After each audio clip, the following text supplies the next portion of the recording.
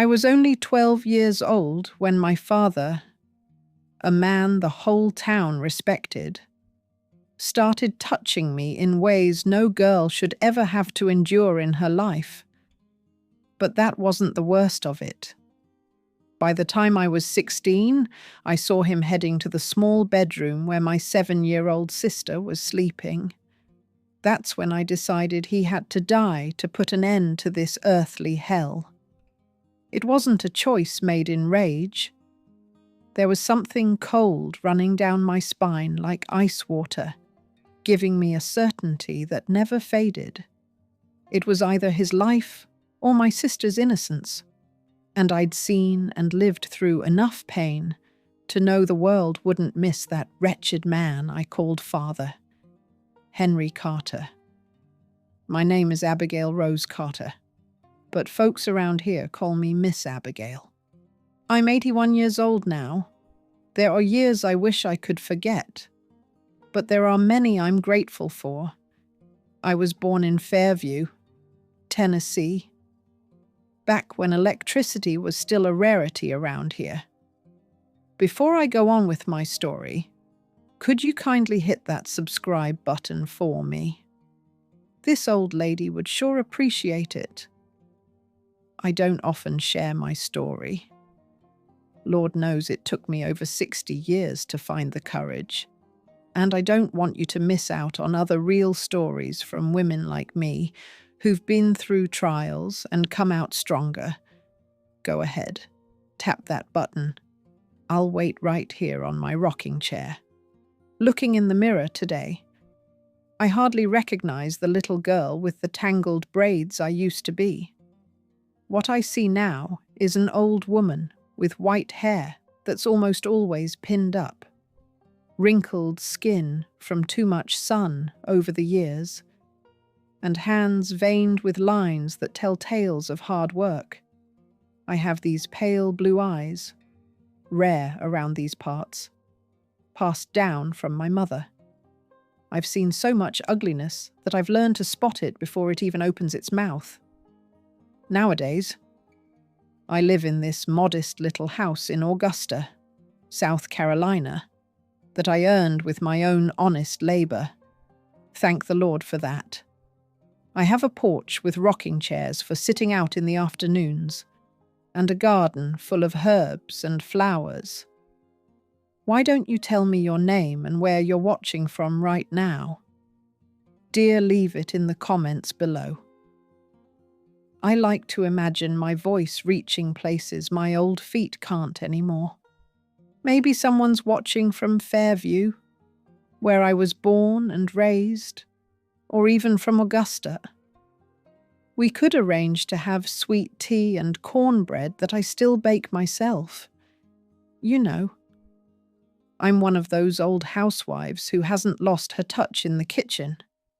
They say an old pot makes the best stew. I always wear simple clothes, but they're neatly ironed. I don't step out unless I'm put together. I may be getting on in years, but I'm not dead yet. Dear, life's been ugly to me, but I won't be ugly back. Life's taught me hard lessons, but it's also brought some unexpected gifts. It's been 35 years since I founded the New Dawn Center. It started small, in a back room of my house, when the first girl showed up at my door in the middle of the night, fleeing her stepfather. I still remember myself in her, except she had somewhere to run to, and I didn't. Today, that center has sheltered over 500 young girls who've been victims of abuse. 500 souls, if the Lord wills, who won't have to go through what I did or do what I had to. I've never spoken about this publicly before. It's a story I've kept locked away for over 60 years. A story so heavy that even my late husband never knew all the details. He sensed there was something I hadn't told him. He'd see it in my eyes when I'd wake up screaming from nightmares. But he was a good man and respected my silence. Maybe he suspected, but he never pushed. He was the only man who showed me that not all men are monsters.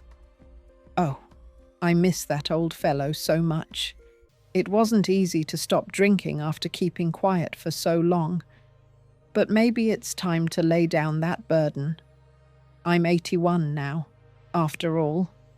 What more can they do to me? Life's taught me that silence protects the monsters, not the victims. And maybe my story will help some girl out there avoid what I went through, or at least let her know she's not alone. So many other women have walked similar paths and survived to tell their tales. Life in Fairview, back when I was a child, was different from the big cities today.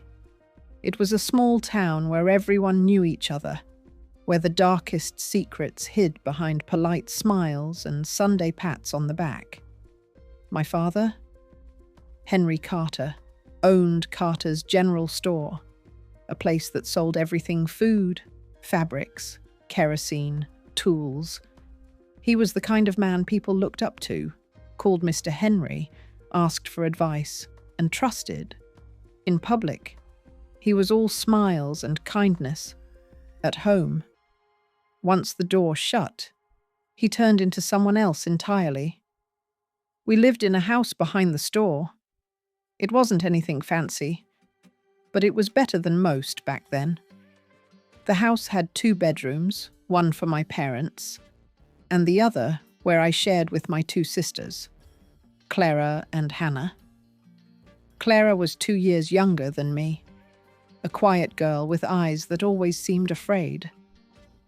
Hannah, the little one, 7 years younger, was a cheerful chatterbox and the only one who could make my father smile for real. My mother, Eleanor, was a fragile woman in every way. Back then, they called it nerves, but now I know it was depression. She'd spend days in bed, taking medicines that left her dazed with vacant eyes. On her good days, she was affectionate and baked cheese biscuits that filled the neighborhood with their aroma.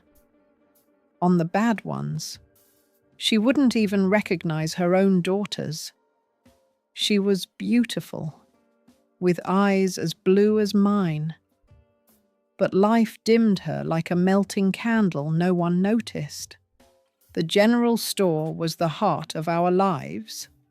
I spent more time there than at school. My father said too much schooling would spoil a girl, so I only went enough to learn the basics. What he really wanted was for me to learn the business, how to serve customers and handle the books. And that's where things started to turn bad. I remember it like it was yesterday. I was 12 at the time. It was late afternoon. The store was closed, but we still had work to do. My father asked me to help with the cash register, something I did almost every day. My mother was bedridden, as usual. Clara had gone to fetch water from the well. Hannah was still just a child. It was just the 2 of us in that quiet store, filled with the smells of coffee, kerosene, and molasses that still make my chest tighten to this day. "Come here, sweetheart. Sit on my lap," he said, patting his knee. It felt odd. I wasn't a little girl anymore who sat on laps, but I obeyed, like always. From a young age, I'd learned that disobeying father meant a beating for sure. But as I sat down, I felt something wrong. His hand didn't stay still. It started on my leg, moving up without stopping, touching me in a way that made me feel dirty and ashamed. I froze, not fully understanding what was happening, just knowing it was wrong. When I tried to stand up, he held me tight. "Listen here, girl. If you tell anyone about our little secret, your mother will have a fit and die, and it'll be your fault." He whispered in my ear with the smell of bourbon I hadn't noticed before. That day, he didn't go all the way. He let me go, shaking and confused. But that was just the beginning. In the weeks that followed, he always found ways to be alone with me. At first, it was just touching. Then it got worse. I'd cry quietly, not knowing what I'd done wrong to deserve this. I tried telling my mother on one of her rare, clear days. "Are you making this up? Girl, your father's a good man. We're lucky to have him," she said. So many women here couldn't say that. And that was all she said before taking another pill that made her stare off into nothing. Over time, I learned to hide better, to recognize the signs when he was in that mood. The way he looked at me, stroked his moustache, or spoke in that sweet tone. My sisters and I developed a silent warning system because soon Clara became a target too. The first time she was only 7. I noticed it that day when she came back from the store. Quiet, with distant eyes. I recognized it because that's how I looked. I just hugged her without a word. And she started to cry softly. We didn't need words to understand. From then on, we had a silent pact. We tried to stay together, warn each other when he was near. Never leave Hannah alone with him. That little one was the only pure joy in our house. We'd do anything to protect her. The years dragged on, and it only got worse. My mother sank deeper into her medicines and barely participated in family life anymore. Sometimes I'd catch her looking at us with a strange expression, like she knew but couldn't do anything. Other times, she'd shove us away when we tried to tell her, saying, "I don't want to hear your lies. Girl, your father's a respected man in this town. We should be grateful for him. He provides for us." It was easier for her to hide behind those pills than face the truth. And maybe that's just how it was. She had no strength left, nowhere to go with 3 young daughters. She was completely dependent on him. Pretending not to see was simpler. When I was 14, I made a plan to run away with Clara. I'd saved up pennies and nickels I'd hidden for months. I packed small bundles of clothes, and we planned to head to Knoxville, where my mother's sister lived. We'd never been there. But we knew the address, because she occasionally sent letters. The plan was to leave at dawn, hitch a ride on a truck, which I now know was dangerous. But back then, it seemed like our only chance. But the night before we were to escape, my father found the hidden bundles under the bed. I never figured out how he suspected. Maybe he noticed money missing. Or perhaps someone overheard Clara and me whispering. The beating we got that night was the worst yet. He yelled that we were ungrateful, that he'd given us food, a roof, clothes, and this was our way of thanking him. He beat us until he was exhausted, leaving us covered in bruises. That's how I got this scar on my chin. When I tried to shield Clara from his belt, he slapped me with the hand wearing his heavy ring. The cut was deep enough that the mark's still here today to tell the story. My mother, who usually avoided such scenes, had a nervous breakdown and ended up in the hospital for 2 weeks. When she came back, she was more absent than ever. After that failed escape, his watch over us tightened. We couldn't go anywhere alone, school, church, the well always someone watching. We were prisoners, really. He made it clear that if we tried anything like that again, the consequences would be worse. Next time, I won't just beat you, I'll kill you both, you ungrateful brats. And the worst part was, in town, he was still the upstanding man, the honest shopkeeper, the family man. No one suspected what happened behind closed doors. Now, before I go on, would you mind hitting that like button over there? What I'm about to reveal next is heavy and hard to hear. I bet a lot of folks won't have the stomach to keep watching. Only the truly brave will make it through and still give it a thumbs up. Around that time, I started learning bookkeeping from Mr. Harold, an older gentleman who handled the accounts for the store. It was my father's idea. He saw I had a knack for numbers and thought he could save money by having me take over. Mr. Harold was a gentle, quiet man who never asked questions when he saw the marks on my arms or the dark circles under my eyes from sleepless nights. He patiently taught me how to record income and expenses, calculate taxes, and keep everything organized, unknowingly giving me the tools I'd one day use to end my tormentor. Whenever he came around, my father got nervous and fidgety. Their meetings happened behind closed doors, and afterward, he'd drink more than usual. Gradually, I pieced together bits of overheard conversations and secretly checked the records. I learned that my father owed Victor a lot of money, and the debt was growing. I also realized he'd been falsifying the books to pay less than he owed in a years-long scheme. And most importantly, Victor wasn't the type of man you wanted to cross. I'd heard stories about people who upset him and just vanished.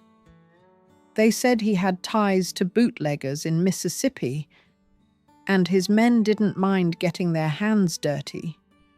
He was the kind who handled problems his own way, without involving the law.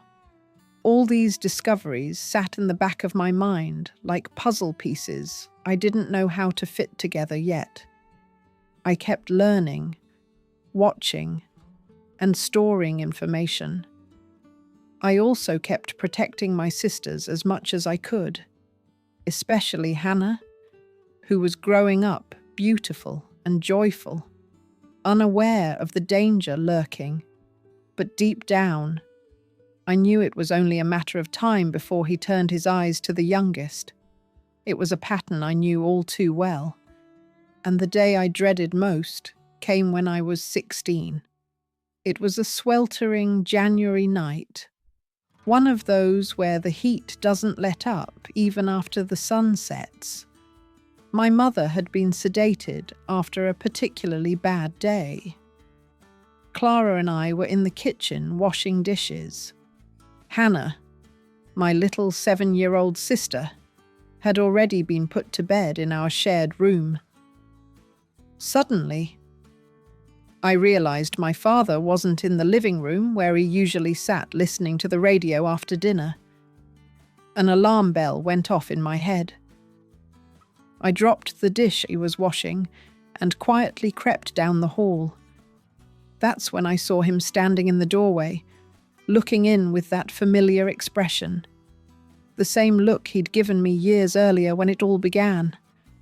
My blood turned to ice. Not her. Not Hannah. I thought, she's just a child.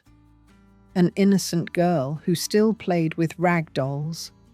She adored her father, running into his arms when he came home from work and telling him stories from school. He couldn't do this to her. He couldn't destroy that light and joy. Without thinking, I stepped forward. "Father?" I called out, louder than I meant to. He turned. surprised to be caught. For a moment, I saw shame flash across his face. Then it quickly turned to anger. He grabbed my arm and yanked me back to the kitchen. Clara stood frozen, dishcloth in hand, eyes wide with fear. "What do you think you're doing?" He growled through gritted teeth. "Leave her alone," I said, with a courage I didn't know I had. "Hannah's just a child. Please, leave her be." He looked at me like I was some pesky fly he needed to swat. Then he laughed, a humorless laugh that made me shiver. "And who's going to stop me? You, your useless mother, who's lost in her haze? Or are you going to call the police and tell them what? That the respectable Mr. Henry, the church-going family man, is abusing his daughters who'd believe you? You fool." I knew he was right. In our small town, his word carried more weight than mine. He was a successful, respected businessman. I was just a girl, daughter of an unstable woman. I could scream, I could threaten, but I knew it was pointless. "Again?" He laughed. "Go ahead and scream. I'll start with the little one tomorrow. I won't wait any longer, and then I'll take care of you and the other one. Accidents happen. You know, girls fall down wells. Houses burn down at night when folks are sleeping." The threat hung in the air, as real as anything. He could do it. I knew not just our reputations were at stake, but our lives. I hung my head, defeated. He released my arm, leaving red finger marks on my skin. "Good. Now get back to your chores and forget what you saw. And if you open your mouth, you'll see his words hanging in the air." But the message was clear. He left the kitchen, went back to the living room, and turned on the radio as if nothing had happened. Clara and I stood there in silence, mechanically finishing the dishes. But inside me, something had changed. A decision was forming, cold and clear as crystal. That night, lying in the dark beside my sister, I couldn't sleep. I kept replaying everything I knew about my father, about Victor, about the altered account books. Gradually, a plan started to take shape. If human justice wouldn't work for girls like us, maybe I could use other methods, ones that a man like Victor would understand. I was only 16 then, but that night, I aged a decade and made a decision that would change my life forever. If I was going to protect my sisters, especially little Hannah, I'd do whatever it took, even if it meant staining my hands with my own father's blood. But hold on a minute. I think I've gotten ahead of myself. Let me take you back to Fairview, Tennessee, in the 1950s, where I grew up. The streets were still dirt roads that turned to mud when it rained. Most houses were wooden, painted in bright colours like blue, green, and yellow to liven things up. Our store was white with blue-trimmed windows. The town square had a church bandstand where the local band played. On Sundays, after services, the men gathered outside Hank's barber shop to talk politics and baseball, while the women left church and whispered about each other's business. Kids ran free, playing tag and hide and seek until the dinner bell rang. Our house wasn't big or small compared to the others in the neighborhood. It had a living room, kitchen, 2 bedrooms, and a back area where my mother did laundry when she was able. The floors were wooden planks that creaked underfoot. The windows had curtains my mother sewed herself before she got sick. What stood out most about that house was the smell. The fresh ground coffee and sugar from the store seeped into everything: the walls, the furniture, our clothes. Sometimes I miss home, miss those few precious moments. I close my eyes and I can still smell it. My father was a tall man with broad shoulders, a neatly trimmed moustache, and hair always slicked back with pomade. He dressed sharply even on weekdays, in linen pants, white shirts, and polished shoes. He walked with his head high, greeting folks with a smile that showed his perfect white teeth. Every Sunday, he'd be at church, front pew, singing hymns in his strong voice. At town gatherings, he'd donate money. When someone needed help, he'd lend goods from the store, sometimes even for free to the poorest families. He'd say, "You reap what you sow. The Lord's watching." People respected him. They called him Mr. Henry, tipped their hats as he passed, and told their kids to call me Mr. Henry's daughter, like it was some kind of title. At home, though, he was different. He had this look of constant dissatisfaction, like the house wasn't clean enough, the food wasn't good enough, or his daughters weren't obedient enough. He'd beat us for any reason: a broken glass, unfinished homework, or an answer he thought was sassy.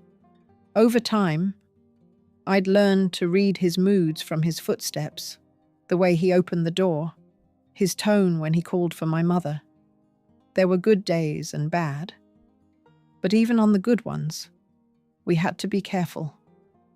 My mother, Eleanor, was a beautiful woman in her youth. I don't remember her genuine smiles much, but when she did smile, the room lit up. She had eyes as blue as mine, long hair she cut herself, and fair skin that burned easily in the sun. Before I was born, neighbors told me she was cheerful, singing while she worked. Then she faded like a flower without water. It started with what she called endless sadness. There were times she'd stay in bed for days, staring at the ceiling.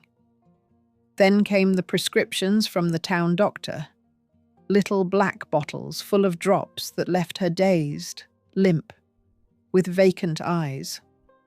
She'd sleep a lot, speak little, and sometimes go days without changing or brushing her hair. Her good days grew rarer over the years, but when she could get up and manage the house, she'd cook. That's when she'd make the chess pie I loved. The sweet smell would fill the house, and she'd let us scrape the bottom of the pan when she was done. The taste of it was unlike any other dessert-rich cream, with a hint of burnt caramel that made it special.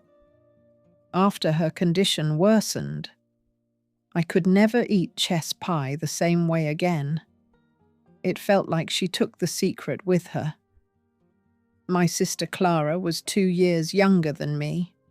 She was a quiet girl with big eyes that always seemed fearful, like she was waiting for something bad to happen. She didn't laugh much, talked little, and startled at any loud noise. From a young age, she had this way of observing everything, understanding without needing explanations. She'd pick up on things in the air, and before Hannah was born, she was like my shadow, following me everywhere. At night, we had our secret ritual. I'd tell made-up stories before bed about faraway places where girls could run free without fear. Hannah was born 7 years after me, when my mother was already so ill. That little one brought light into the house. She was chubby with rosy cheeks and curious eyes. As she grew, she showed her feisty spirit, always talking, laughing, and being stubborn. She'd sing all day, make up games, and ask questions about everything. She was the joy of the family, the only one who could make my father smile for real. With her, he had patience he'd never shown me or Clara. He'd let her sit on his lap just to tell stories or show him a drawing. He treated her differently. Back then, I thought it was because she was the baby, the darling of the house. Now, I know he was just biding his time. Carter's General Store sat on the main street of Fairview, a corner building painted light blue with the name in black letters. It had a wide front door and 3 large windows protected by fancy iron grates. Inside was a wonderland for kids' shelves from floor to ceiling, stocked with colourful goods, like jars of preserves, candy, bags of flour, rice, beans, and soda bottles. In the centre was a long, polished wooden counter where my father served customers. In the right corner stood a big brass scale that clinked when you weighed items. At the back was the storeroom, stacked high with sacks of rice, beans, coffee, sugar, flour, and a small office where my father did the books and kept the money. The store wasn't just a shop, it was the heart of the community. People didn't just come for goods, they came to chat, hear news, and seek advice. My father knew everyone's name, knew about their lives. "How's your mother doing? Is her cough better? Did your son get that job in Birmingham? How's the harvest this year?" It was where folks discussed politics, commented on marriages and funerals, and spread gossip, like, "Did you hear about the silver-haired girl who ran off with the shoemaker's son? They say the new preacher's involved with the school teacher." The store opened at 6:00 a.m. and closed late at 8:00 p.m., earlier only on Sundays. I started helping from a young age, first sweeping floors and stocking the lower shelves, then serving customers, weighing goods, and packing. By 9, I could do mental math, make change, and follow orders. My father said I had a business head, and that made me proud. It was one of those rare times he praised me, right there in the store. I learned to read people the way Mrs. Garcia clutched her purse when talking about her husband. How Mr. Jenkins dropped his eyes when asking for more time to pay his bill. Or how Miss Pereira always had marks on her arm just like mine. I knew everyone had secrets. Behind the doors of the prettiest houses, sometimes the ugliest things happened. The first signs that something was wrong with my father. I noticed, but didn't understand what they meant. It was the way he looked at me when my mother was bedridden. A strange gaze that made me want to hide. The way he'd ask me to stay after hours to help with the books while sending everyone else home. He'd start complimenting my hair, my figure, saying I was becoming a pretty young woman back then. I thought that was just his way, that all fathers did that. Now, I know he was grooming me, testing how far he could go. There was one day I'll never forget. I was on a small stool, reaching for boxes on the top shelf. Suddenly, I felt his hand on my waist. He said, "Careful not to fall." But his hand lingered. It squeezed lightly, moving up and down my side. I stood still, not knowing what to do.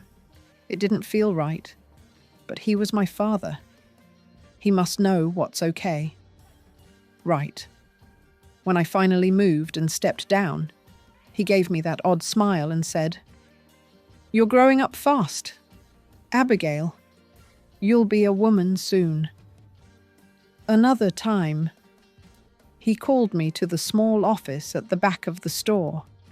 It was the end of the day. We'd closed up. My mother was having a bad day and hadn't left her bed. Clara was at home tending to her and Hannah. I walked into that office smelling of old paper and pipe tobacco. He was sitting in his big leather chair, counting the day's money. He told me to shut the door and sit in the chair in front of the desk. He started asking about school, about the boys in my class, if any had tried to bother me. He said as a father, he needed to protect me from such dangers. As he talked, he stood up and came behind my chair, putting his hands on my shoulders. He started massaging in a way that made me uncomfortable. His hands moved down my arms, back to my shoulders, then started creeping forward. That's when I jumped up, saying I needed to get home, that Clara probably needed help. He let me go, but afterward, he was cold to me, giving me the worst chores in the store, like cleaning the dusty storeroom or hauling heavy bags. And then that day came, the one that changed everything. I had just turned 12. It was late afternoon. The store was closed, and the sunlight was turning orange, filtering through the windows and making dust motes dance in the air. The only employee still there, Mr. Gerald, had left to deliver an order across town. The little bell on the door still echoed after he left, leaving a heavy silence that swallowed everything. It was just my father and me in the store, which suddenly felt both vast and suffocating. As usual, he asked me to help close up, count the money, and log the books. We were both behind the old, dark wooden counter worn from years of use. I was standing on a stool with my feet dangling, stretching to reach the ledger. The pencil trembled in my small hand as I wrote the numbers in my neat, childish script. My father sat in his creaky chair, watching me with that gaze that made the back of my neck prickle. Even though I wasn't looking directly at him, the tick of the wall clock seemed louder that late afternoon. Outside, the last sounds of the street were fading. Suddenly, I heard his chair creak louder. "Come here, girl, sit on my lap." His voice was gentle, like he was offering candy. But there was something underneath it that made my stomach twist. It felt wrong. I was 12 now, not a baby for laps anymore. But I complied, as I always did. I'd learned early that disobeying father brought trouble, and trouble with him always left marks. As I sat down, he wrapped his arms around me from behind, pressing me against him in a way that took my breath away, like all the air had been squeezed out. His scent enveloped me, sweat mixed with cheap cologne and something else. Something bitter that I later realized was desire. His rough, calloused hands, like sandpaper from years of work, started on my clothes, first on my arms, rubbing in circles up and down, then on my stomach, fingers splaying like spiders over the thin fabric of my dress. And then they went higher, higher to places that made me freeze inside. My body went rigid as wood. My heart pounded so hard I thought it might burst from my chest. My mind was screaming, but my voice was gone. Flashes raced through my head. My mother lying motionless in bed. My sisters waiting at home. The rag doll I'd left in the yard. Anything but what was happening right then. When I tried to stand up, pushing against his legs with my small hands, he held me firm, one hand on my waist squeezing painfully, the other clamping over my mouth with such force that I tasted blood where my teeth bit into my lip. "You have to be quiet now," he whispered in my ear, so close that his stubble scraped my cheek, burning my skin. His breath was hot and reeked of bourbon, the stuff he usually only drank after dinner, wrapping around me like a poisonous cloud. "This is our secret. Do you hear? If you tell anyone, especially your mother, she'll have a spell so bad she'll die, and it'll be on your head." The first time, he only touched over my clothes, but that was enough to shock me like lightning, leaving me numb with terror. When he finally released me, my legs were weak. I could barely feel the floor beneath me. I ran home as if the devil himself was chasing me. The world around me was a blur of distorted sights and sounds. I stumbled into the kitchen, ignoring my mother's call, locked myself in the bathroom, and sat there shaking like a leaf, hugging my knees, tears streaming silently as I bit my fist to stay quiet. I sat like that until my sister Clara knocked on the door, the knob turning back and forth. "Abigail, are you all right?" Her thin, worried voice seemed to come from another world. I couldn't answer. Only when I heard my father's footsteps coming home did I force myself to stand, turning on the faucet with hands that didn't feel like my own. I filled the tub with almost scalding water, the way my mother always warned against, and stepped in, still dressed. I soaked for what felt like hours, scrubbing my skin with harsh soap until it was red and raw, as if some invisible dirt had seeped into my pores, a dirt that no amount of scrubbing could wash away. That night, I couldn't sleep. I lay staring at the ceiling, trying to make sense of what had happened. Why my father would do that? Was it normal and I just didn't know? Was it my fault? Had I done something to cause it? The questions spun in my head with no answers. Shame and fear consumed me from the inside. I felt disgusted with myself, like there was something wrong with me that made people treat me this way. The next day at school, I couldn't focus on anything. The teacher even asked if I was sick because I was so quiet. Me, who was usually eager to participate. At recess, I sat alone in the corner, watching the other girls play, feeling like I wasn't one of them anymore. Like I'd been pulled into a different world of dirty secrets and shame. When I got home that afternoon, I gathered my courage and tried to talk to my mother. She seemed more alert than usual, so I thought it was my chance. I approached slowly, my heart pounding so loud I thought she could hear it. "Mother," I began, my voice barely coming out. "I need to tell you something." She looked up from peeling potatoes with that vacant expression she usually had. "What is it?" "Abigail." I swallowed hard and pushed on. "Father, he did something to me yesterday. Something strange."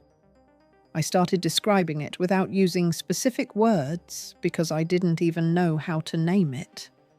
I told her how he made me sit on his lap and touched me in a way that felt wrong. As I spoke, I saw her face change. First confusion, then an expression I couldn't understand then. But now, I know it was fear mixed with denial. Before I could finish, she cut me off, her voice sharper than I expected. "Are you making this up, girl?" Your father's a good man. We're lucky to have him. So many women here couldn't say that. I tried to plead, to explain that I wasn't lying, that it really happened. But she stood up abruptly, potatoes falling to the floor. Enough, I don't want to hear any more of your lies. Go to your room right now. I went, tears streaming down my face, throat choked up. That night, I heard them arguing in their bedroom, his voice loud and angry, hers pleading low. I couldn't make out the words. But the next morning, my mother had bruises on her face that she tried to hide with her hair.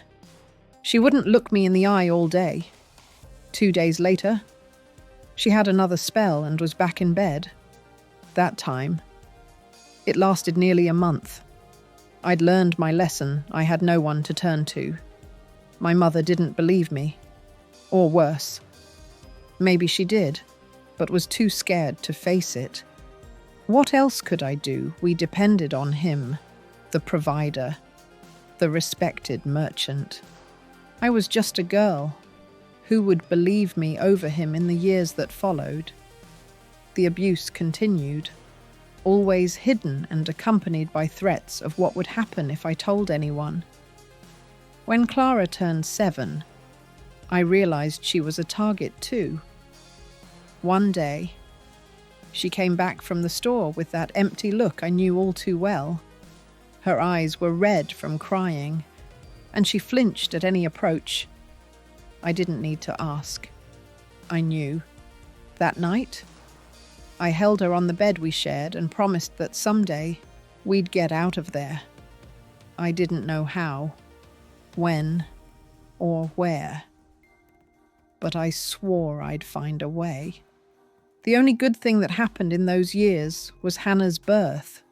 When she was born, I was almost 10, old enough to help care for her and be a second mother, when my own couldn't manage.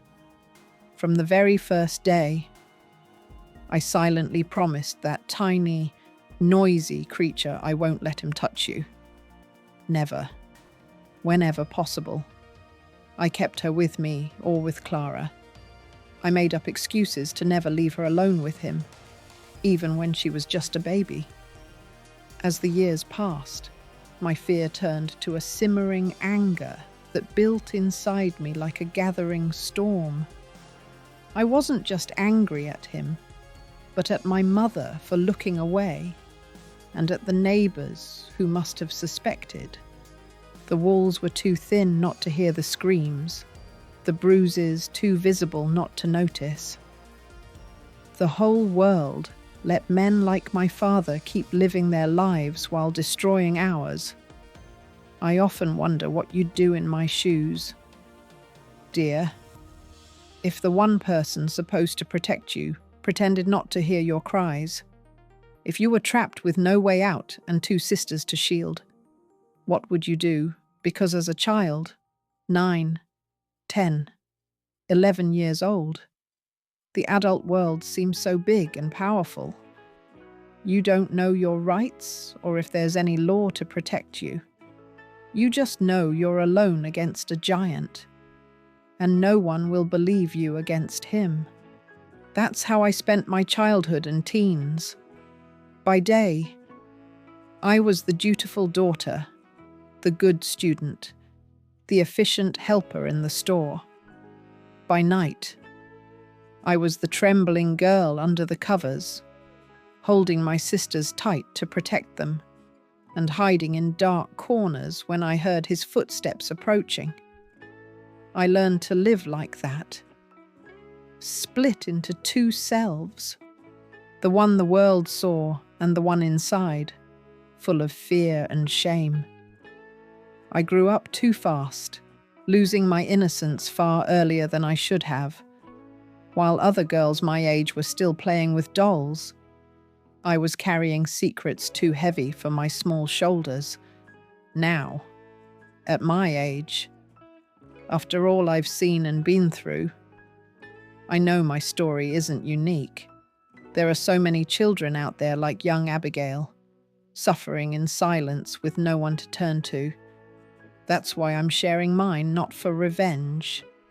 Since the man who hurt me has been gone for decades, not for self-pity, because I've overcome it. But so other girls know they're not alone, that there's a way out, that we can survive and even find happiness despite it all. I survived. It wasn't easy. No scars on the outside.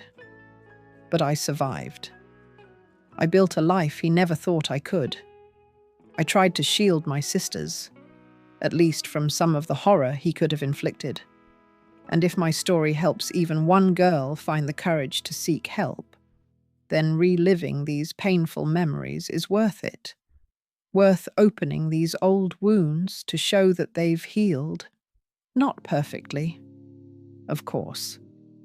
Scars never vanish, but they've healed enough for me to tell this tale today.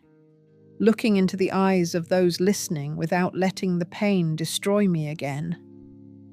But this is just the beginning of the story, because the worst was yet to come. The failed escape attempt, realizing Hannah would be next, and the plan that would change our lives forever. It wasn't about enduring and surviving anymore. It was about life or death, his or ours. And at 16, I made the hardest, most decisive choice of my life. The abuse followed a pattern that took me years to recognize, always at the same time, in the same place. Like my father had a perfectly arranged double life. By day, he was the respectable merchant. By night, or in private moments, he was the monster. He favored the late afternoon when the store was closing. He'd send Mr. Gerald and the other employees home early, saying I could handle closing up. Abigail knows how to do everything. No need for everyone to stay. No one questioned it. After all, what harm in a daughter helping her father? The storeroom at the back of the store was his favorite spot.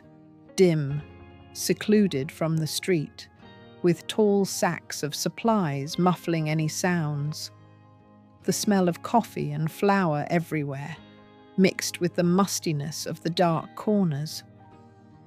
There was an old table where he did the books, and right there on that rough, cold wood, I lost my innocence completely. Sometimes when my mother was in the hospital, which happened more often, he'd come to our room late at night after Clara was asleep. In those moments, I'd pretend to sleep, breathing shallowly, as if I could disappear by staying still. It rarely worked. Over time, he grew bolder, more violent. What started as touching over clothes evolved into things I can't describe without feeling sick. It seemed he wasn't just enjoying the act, but the power, the fear he instilled. "You're mine," he'd whisper in my ear as I bit my lip to keep from screaming. "Only mine. You'll never escape." And I believed him. How could I not? Every resistance led to punishment, not just for me, but for my sisters too. I learned to disconnect, to let my mind wander while my body stayed put. I'd imagine floating above, watching it happen to someone else, one ordinary day like any other. I confirmed that Clara was a victim too. I'd suspected from how she flinched when he approached, the nightmares that woke her screaming, the occasional bruises on her arms. But like so many things in that house, it was a taboo subject, something we pretended not to see until that afternoon. I was coming home early from school because the teacher was absent and they dismissed us. Clara, 2 years younger, was supposed to be in class. But when I walked into our room, there she was, huddled in the corner of the bed, rocking back and forth, dried tears on her face, and that emptiness I knew all too well. "Clara, what happened? Why aren't you at school?" She didn't answer, just kept rocking as if she hadn't heard me. I approached slowly, sitting on the edge of the bed without touching her. From my own experience, I knew that in that state, any touch could trigger panic. "It's okay, Clara. It's me. Abigail. You're safe now."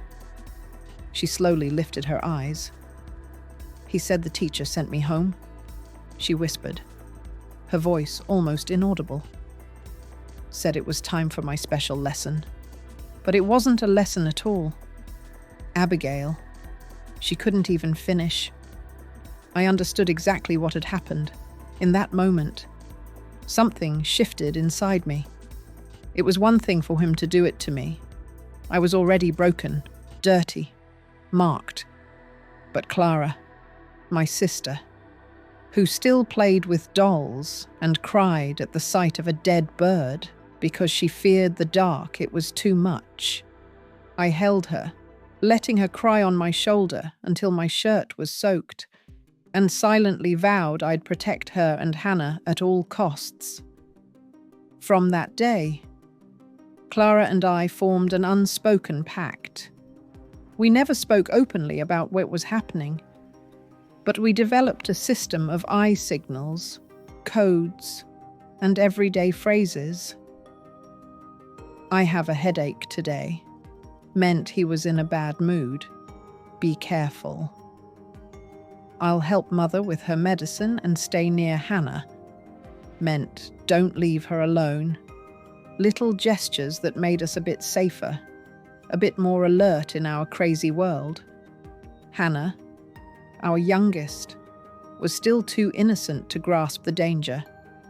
With her big eyes and easy smile, she loved her father, running to him when he got home, sitting on his lap without a care.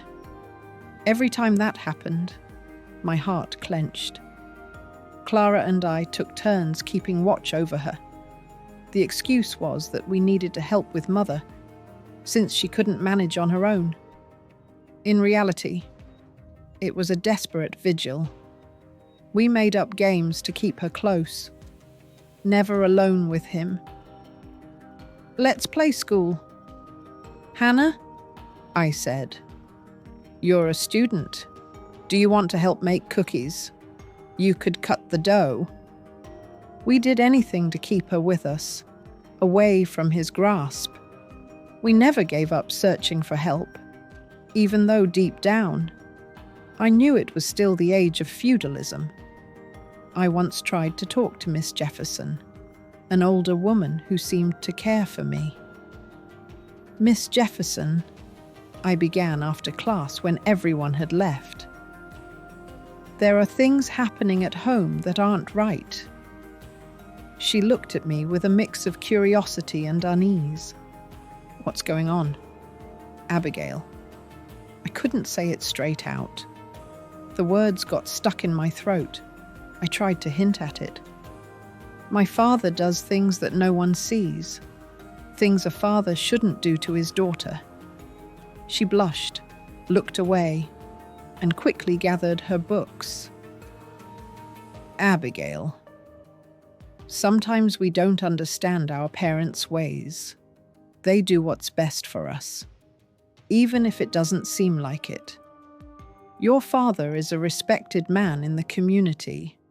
I'm sure he only wants the best for you." And she changed the subject, asking about homework. I left the classroom feeling like I'd been slapped.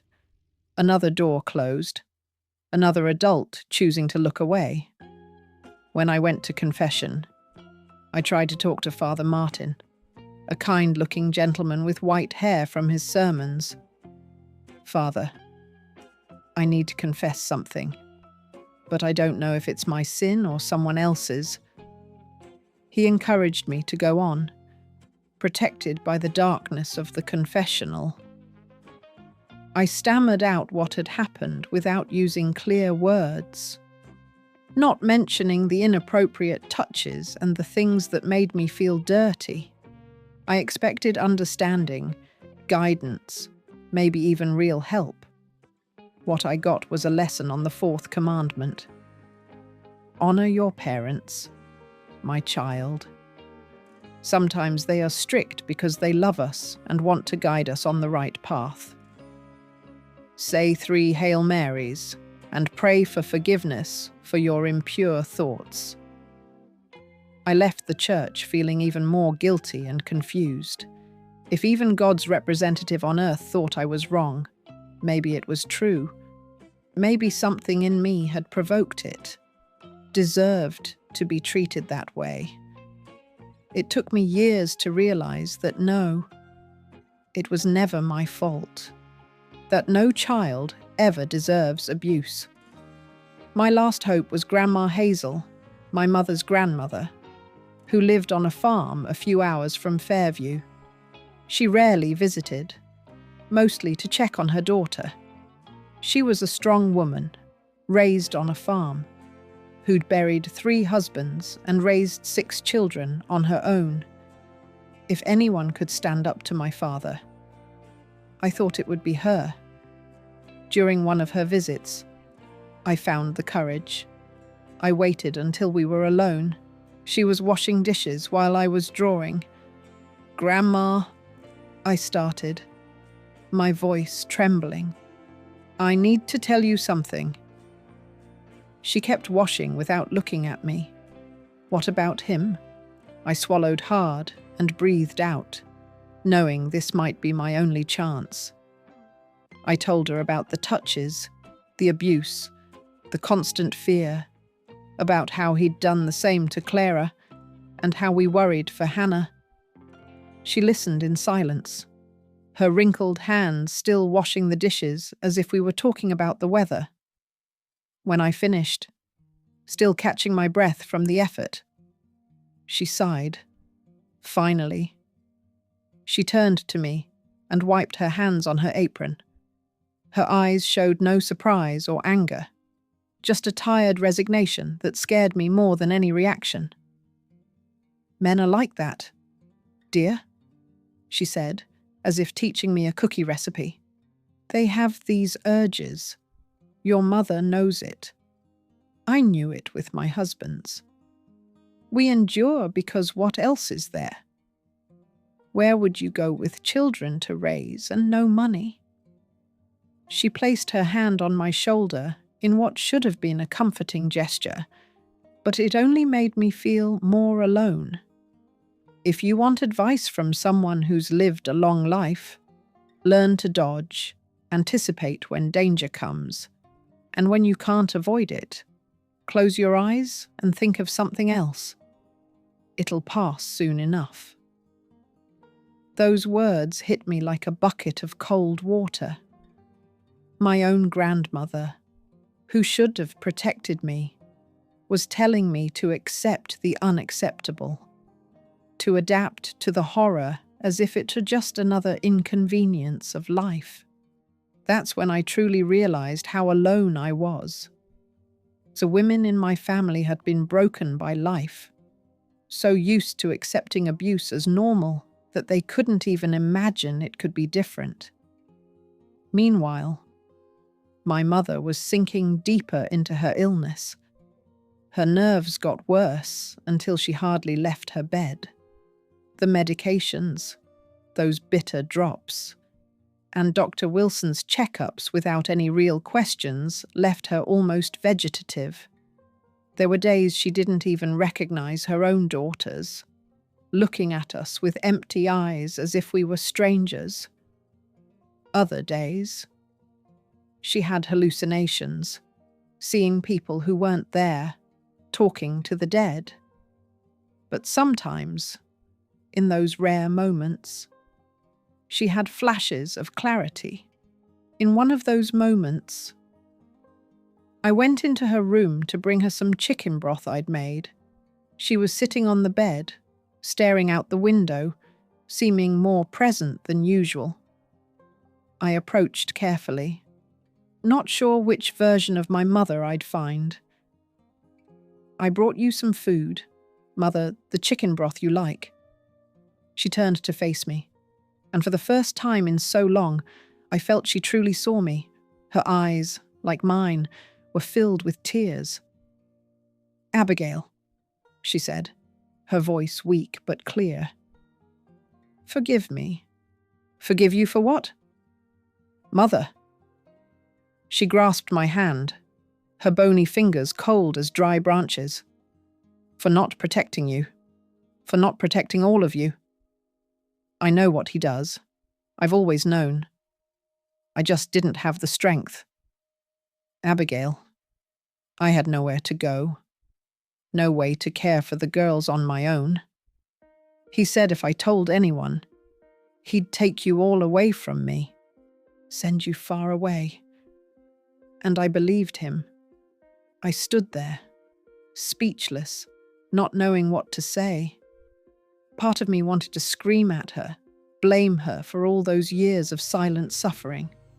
Another part understood the fear, the helplessness, the lack of choices. Before I could respond, she kept going, the words tumbling out as if she was afraid she didn't have enough time. "Your father is a good man. Abigail, we're lucky. That's what he says, what he makes me say. But it's not true. It never was the truth." That was our last coherent conversation.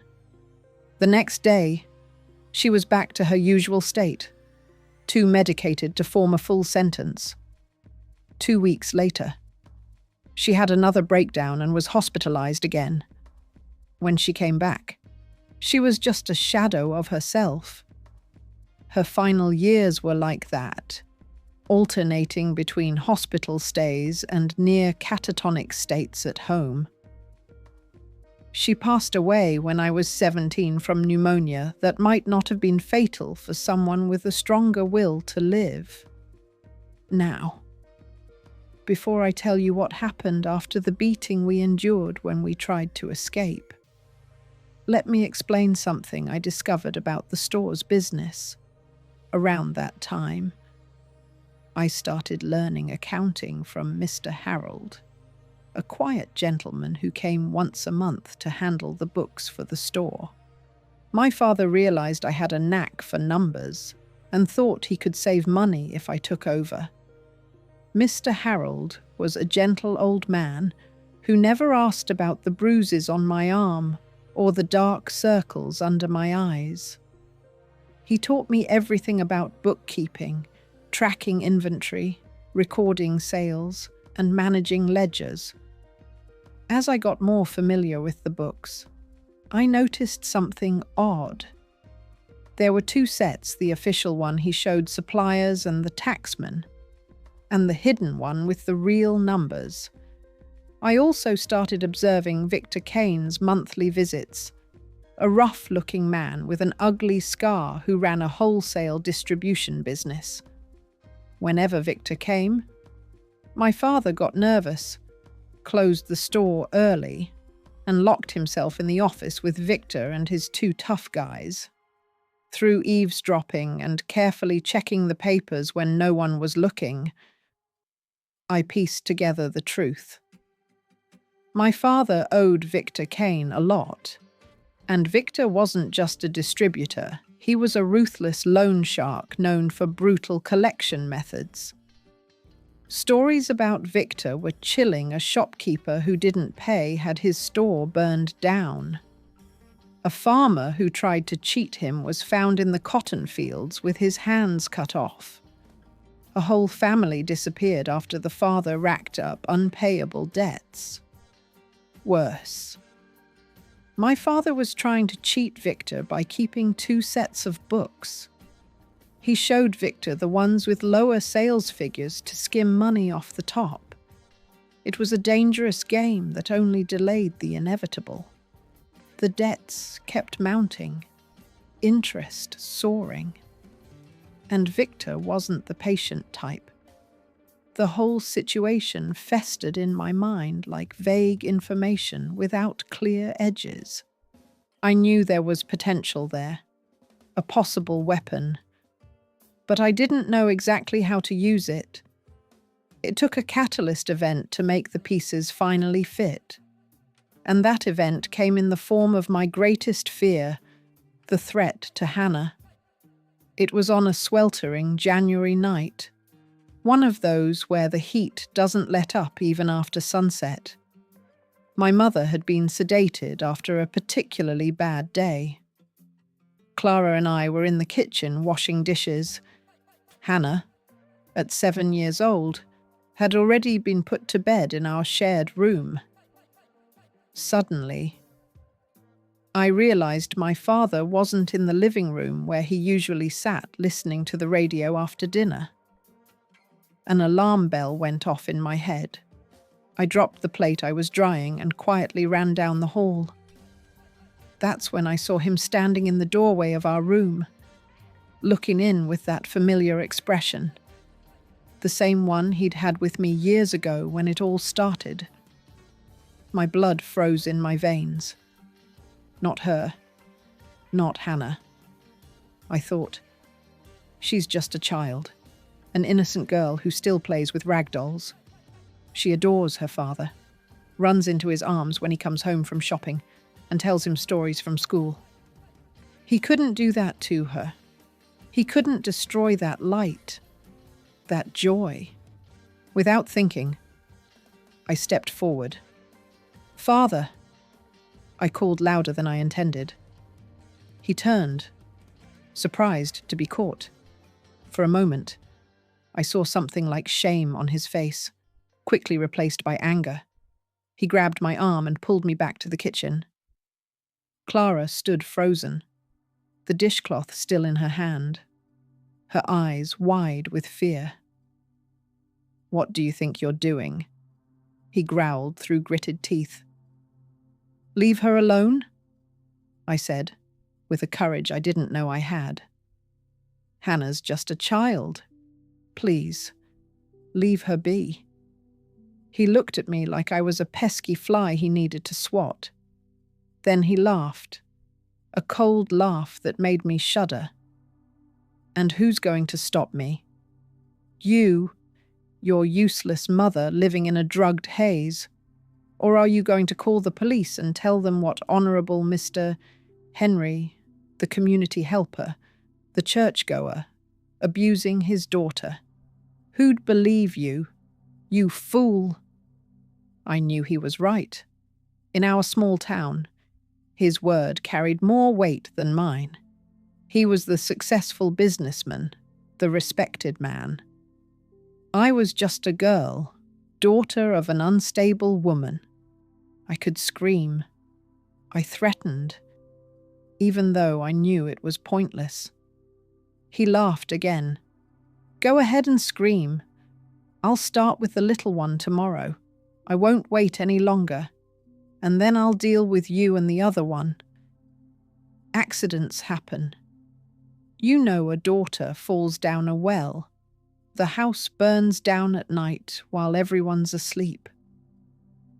The threat hung in the air, more real than anything. He could do it. I knew not just our safety, but our lives were at stake. I hung my head in defeat. He let go of my arm, leaving red marks from his fingers on my skin. "Good. Now get back to those dishes and forget what you saw. And if you open your mouth..." He left the kitchen and went back to the living room, turning on the radio as if nothing had happened. Clara and I stood there in silence, mechanically finishing the dishes. But inside me, something had changed. A decision was forming, cold and clear as crystal. That night, lying in the dark next to my sister's Clara, awake and alert like me. Hannah sleeping the innocent sleep of the unaware, my mind raced, piecing together everything I knew about my father, the store, and Victor Kane. The puzzle pieces started to click into place. If human justice wouldn't work for girls like us, if teachers looked the other way, if priests preached obedience, if my grandmother advised endurance, if my mother was too sick to protect us, then I'd have to seek a different kind of justice. If Victor Kane found out my father was manipulating the books, reporting lower sales, and hiding money, the stories about him suggested no mercy, and I had access to those books. I knew where my father hid the real records. I knew how the fraud worked. The decision crystallized inside me, clear and cold. It wouldn't be easy, and it would be incredibly risky. But in that moment, lying in the dark, with fear for my sister, overriding fear for my own life, I knew what I had to do.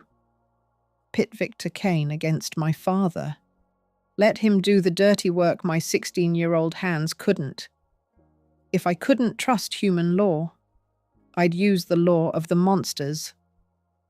Clara, I whispered in the dark, I need to tell you something. I have a plan. And I started explaining as the stars shone indifferently through our small window. Silent witnesses to a decision that would change our lives forever. After that night, when I saw him heading toward Hannah's room, I began to put my plan into action. It developed gradually, like a tree slowly sprouting. In the days that followed, I observed my father's dealings with Victor Kane even more closely. I noted every detail, every word, every number in the accounting books. I already knew he kept two sets, the fake one he showed Victor and the real one hidden in a false drawer under his desk in the office. The system was simple and effective. He recorded less stock than actually arrived, reported lower sales than real, and pocketed the difference. It was an old trick, but it worked in a small town like Fairview where oversight was minimal. The problem was the debt to Victor was growing. With outrageous interest, at least 20% a month, the brazen shark tactic few dared question. By studying the real books when my father wasn't home, I discovered he owed over $5,000, a fortune back then. Money he didn't have and wouldn't have soon, especially since he'd spent part of the skimmed profits on gambling and women in Birmingham. Yes, the family man, churchgoer every Sunday, had another life few knew about. My initial idea was simple. Make Victor realize he was being cheated. I thought it would cause a rift between them, maybe more pressure on the debt, or at worst, some kind of fraud case. I didn't imagine, or perhaps I didn't want to imagine, the consequences would be so extreme. Or maybe deep down, I knew exactly what would happen. To this day, I can't say for sure. For the plan to work, I needed to master the store's accounting system. So for 3 months, I studied not just the books Mr. Harold taught me, but also my father's hidden records. I watched how he altered numbers, what codes he used for unreported goods. I memorized values, dates, supplier names. It was like learning a secret language, bit by bit. I started making small changes, nothing noticeable, just minor errors that could pass as a learner's mistakes. A switch here, a misaddition there. My father hardly ever checked. He trusted my math skills and was too busy with other things. When he did notice something, I'd apologize and say I was still learning. He'd grumble, correct it, and we'd move on. The next step was bolder. I created fake receipts for goods that were never delivered. I used the same paper the store had, mimicked suppliers' signatures from legitimate documents. It was meticulous work, done at night by candlelight when everyone was asleep. These fake receipts showed my father had bought more than he actually had, which, to an expert, would reveal embezzlement.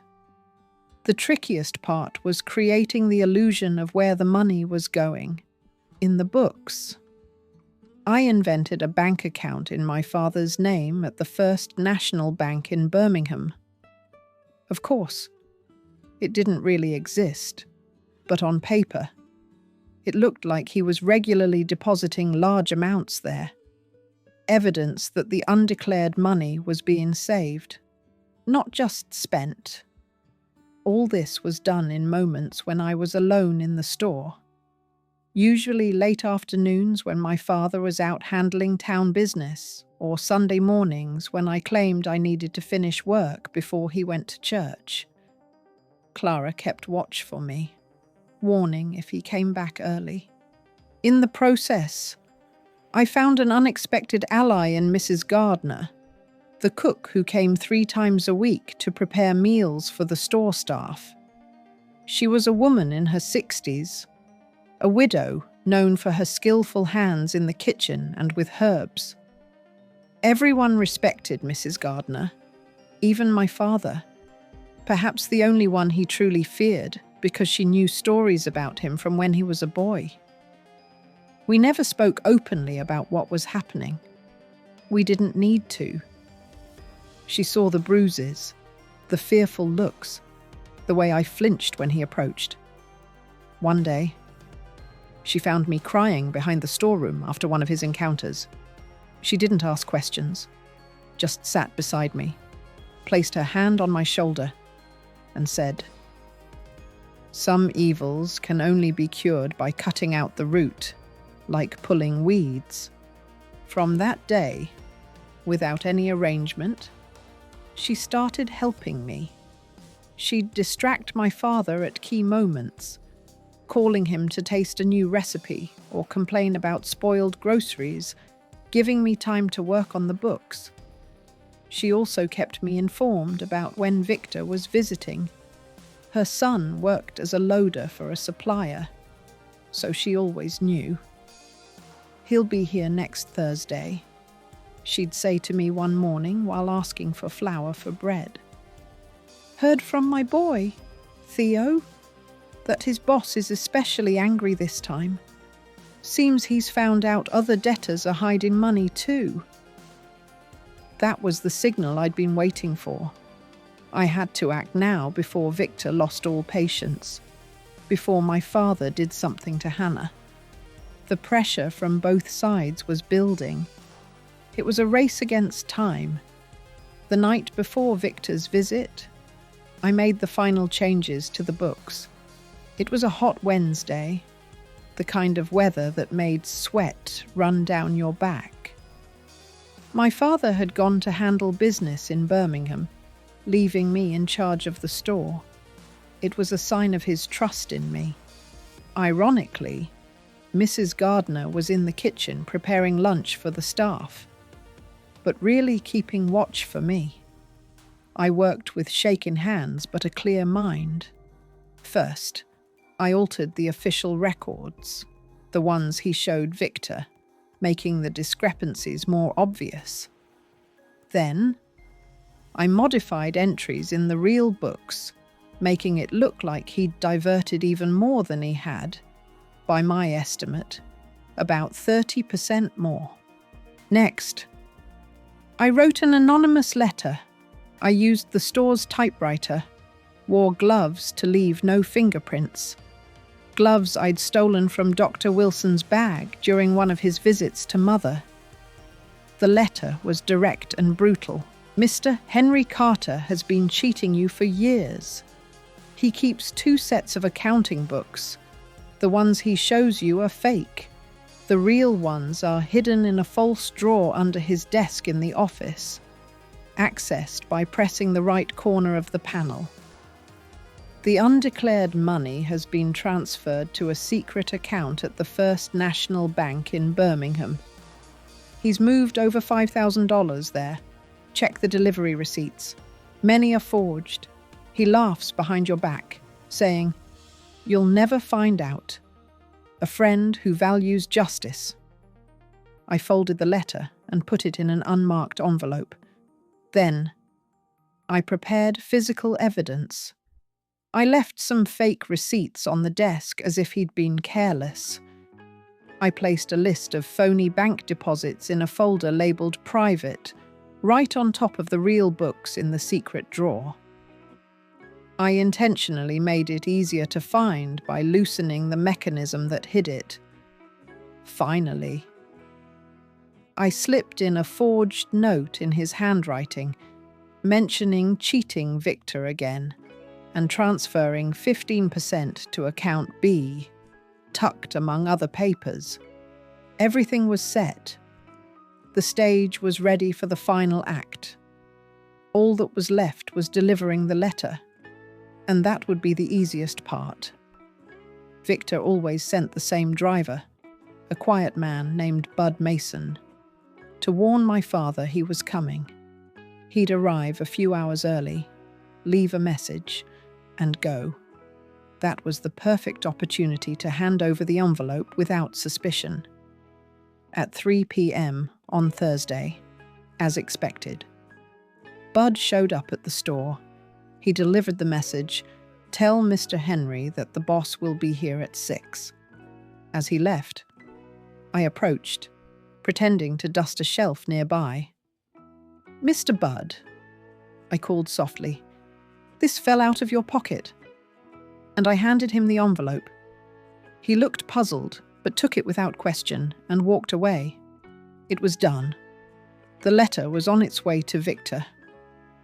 I went back inside, my heart pounding so hard I thought everyone could hear it. All that was left was to wait. My father returned from Birmingham around 4, looking tired but satisfied, probably after indulging his vices in the city. "Everything okay at the store?" he asked, more out of habit than real concern. "Everything's fine. Father?" I replied, keeping my eyes down as I always did around him. "Mr. Budd stopped by, said Mr. Victor will be here at 6. He frowned, a worried line forming between his brows. "I'll review the books before I get things ready in the office." That was a moment of panic. What if he noticed the changes? If he spotted the planted documents? The whole plan would collapse, and the consequences for me would be horrific.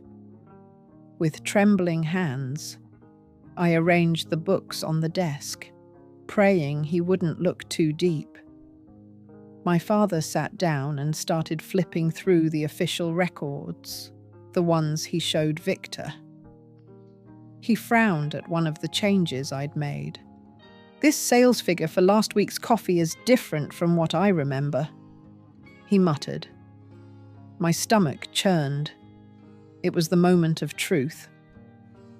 "Let me see," I said, looking over his shoulder.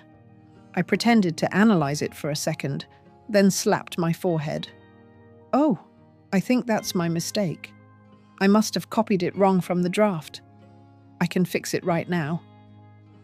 He stared at me for a moment, his sharp eyes as if they could see right through me. Finally, he shook his head. "No time. Victor's on his way. Be more careful, girl. Mistakes like this can cost dearly." He had no idea how right he was.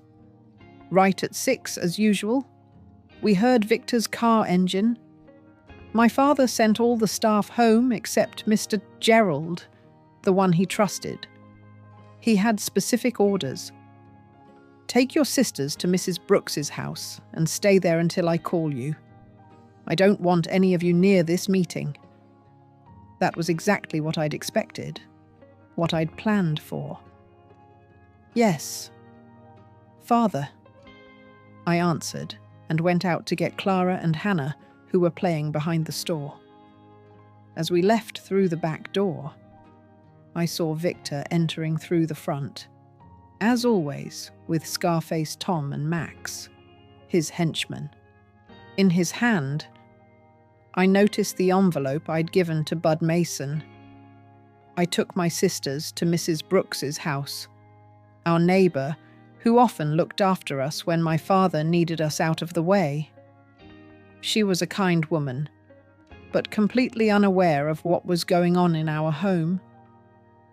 "Is your father there?" she asked, as she always did. "I think so," I replied, exchanging a meaningful look with Clara, who suspected what was happening. "He said it's an important meeting." "Well then, I'll make you girls a snack. I have fresh cornbread." She smiled and led Hannah by the hand to the kitchen. As soon as she left, Clara moved closer. "Is it today?" she whispered, asking about the plan. I nodded in confirmation. "If it works, we'll never have to go back to that house again." "Never again. Clara, we'll never have to fear him again.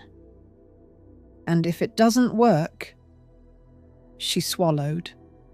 I had no answer for that. If it doesn't work, maybe none of us will survive to tell the story. That's all I could say. We spent the next few hours at Mrs. Brooks's house, eating cornbread, listening to the radio, and pretending everything was normal, though our hearts were racing miles away.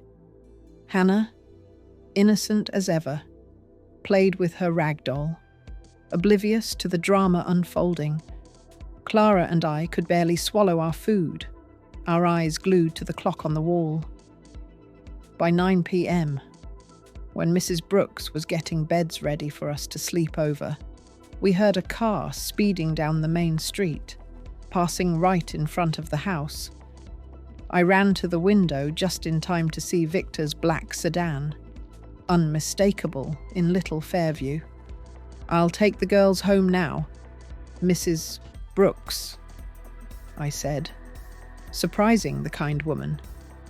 "But your father hasn't called you," she objected worriedly. "He must have forgotten. He gets distracted after his business meetings." I lied, already gathering our things. "Our house is just across the street. No danger." She hesitated, but eventually agreed. "All right. But tell him to come thank me tomorrow," she said, walking us to the door. We stepped out into the warm April night, the star-filled sky above seeming indifferent to the human drama below.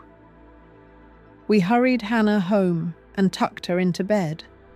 She was tired from playing and fell asleep almost immediately.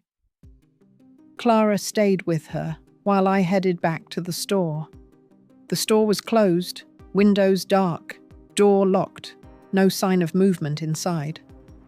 I used the key I always carried, one of the perks of being my father's trusted helper, and slipped in quietly. The place was pitch black, but I knew every inch of it. I didn't turn on any lights, moving by memory to the office in the back. The office door was ajar. I pushed it open slowly, my heart nearly leaping out of my chest. No one was there. No signs of struggle. Nothing out of place.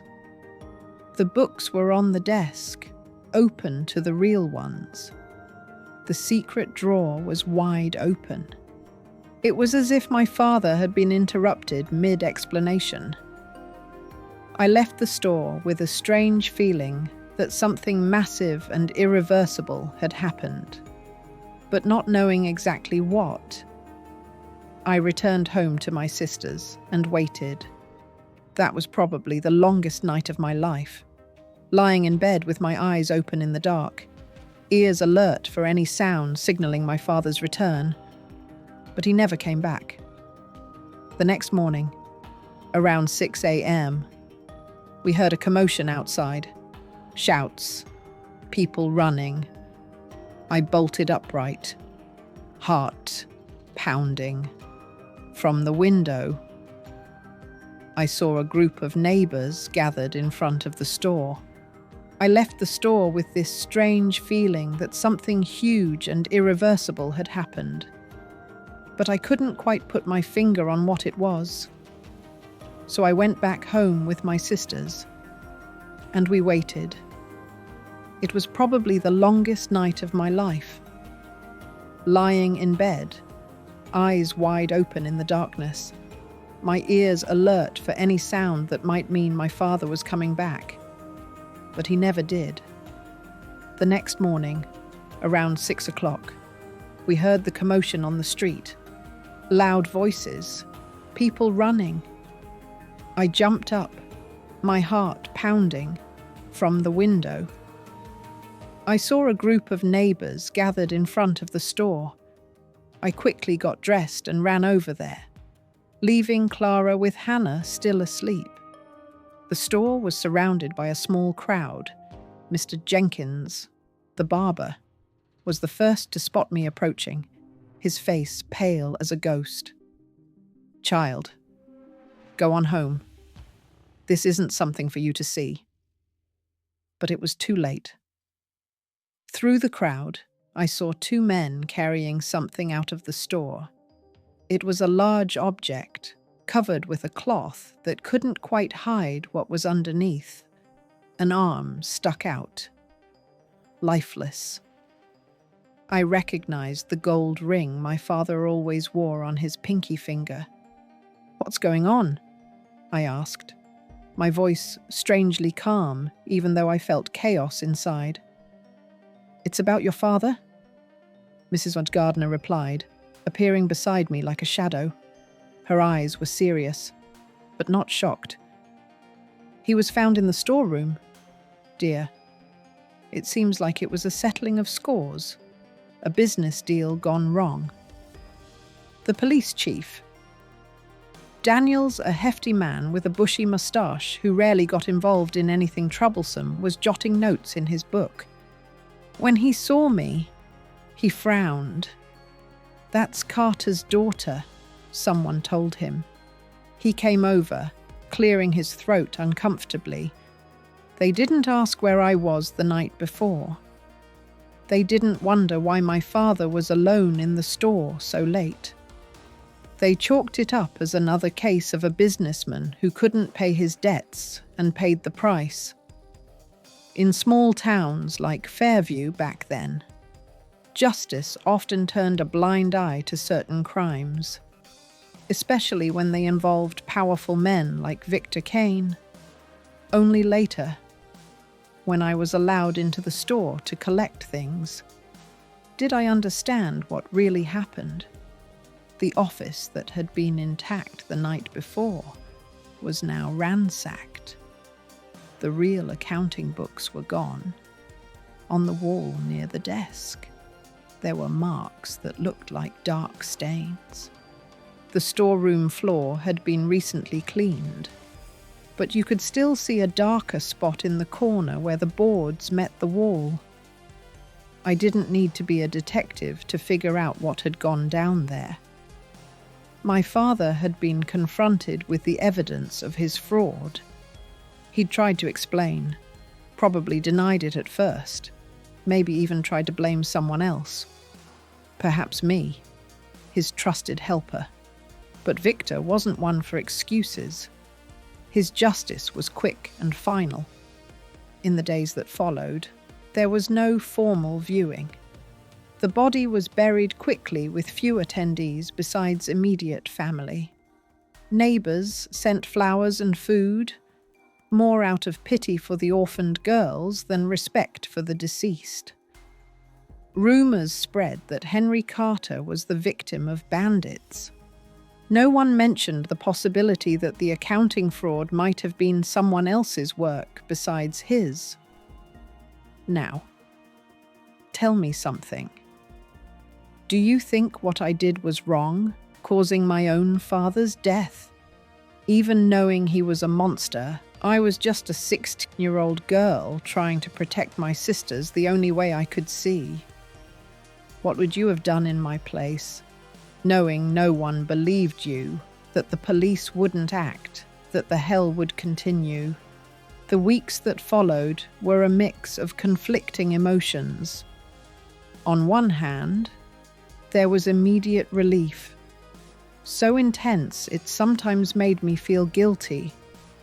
I didn't have to check every corner before entering a room anymore. I didn't have to sleep with my ears alert, waiting for footsteps in the hall. I didn't have to protect Clara or worry about what would happen to Hannah. On the other hand, I felt horrified knowing what I'd done, bearing indirect responsibility for a man's death. My own father. No matter what kind of monster he was. There were nights I woke up in a cold sweat, picturing the body being carried out under that cloth. Other times, I wondered if there was another way, if I could have found a different escape. But the answer always came back the same. No, there wasn't. No place to run. No one to believe us. No authority to protect us. It was him or us. Guilt and justice intertwined in strange ways. I didn't feel joy about what happened, not even satisfaction in revenge. It was like a huge weight had been lifted, leaving a void I didn't know how to fill. I didn't feel happy or sad. I just felt that finally, we could breathe, and that alone was worth any moral price I had to pay. Clara never directly asked if I had anything to do with our father's death, but sometimes I caught her looking at me with a strange expression, not fear or disapproval, but silent understanding, as if to say, I know what you did, and I get why. Hannah, thank God, was too young to truly understand. We told her he'd gone to heaven like Mother. What none of us knew then was that my father's death, horrific as it was just the beginning of our journey. There were still questions about the store, the debts, and our support. I was 16, Clara 14, Hannah just 7. How would we survive? Where would we live, 3 girls alone in a world that wasn't kind to women, especially vulnerable ones? What would become of us? The answer would come in the days ahead as an unexpected discovery. A discovery that would change our lives again, opening a path to a future we never imagined under his shadow. In the days after my father's passing, we had to deal with the pressing practical issues. The store was drowning in debts, mainly to Victor Kane, who surprisingly didn't disappear. Instead, he sent representatives to help with the transition. Of course, his help came at a price. He wanted the store as partial payment for the debt. This establishment is worth more than what your father owed. Little girl, Bud Mason said, the same man I'd given the fateful letter to, now speaking as Victor's official representative. The boss is being fair. He'll pay the difference so you can settle elsewhere. We had no other choice. I was still a minor and couldn't legally take over the business. And anyway, I didn't want to. It held too many bad memories. I accepted the offer, and the store was sold at a value, though much lower than market, but still substantial. But the real surprise came when we discovered the life insurance policy. My father, the man who seemed to care about nothing but himself, had a substantial policy. Maybe he thought of himself, insuring money if he became incapacitated. What he didn't foresee was dying first, and the payout going straight to his daughters. The amount was large enough to give us a new start in life, though far from perfect. It was Mr. Harold who suggested Charlotte. It was a bigger city with more opportunities, and far enough away to start fresh without the weight of the past," he said as he helped me sort the papers. He also introduced a trustworthy lawyer to handle guardianship for my sisters. "It won't be easy. Abigail," lawyer Evaristo explained to me, "you're only 16. Normally, orphans are placed with a court-appointed guardian or close relatives. Our only relative was Grandma Hazel, and she was too old to care for 3 girls." I objected, desperation giving me courage. "Besides, I've been taking care of them since Mother got sick years ago. We know how to manage." The legal battle was long and complicated.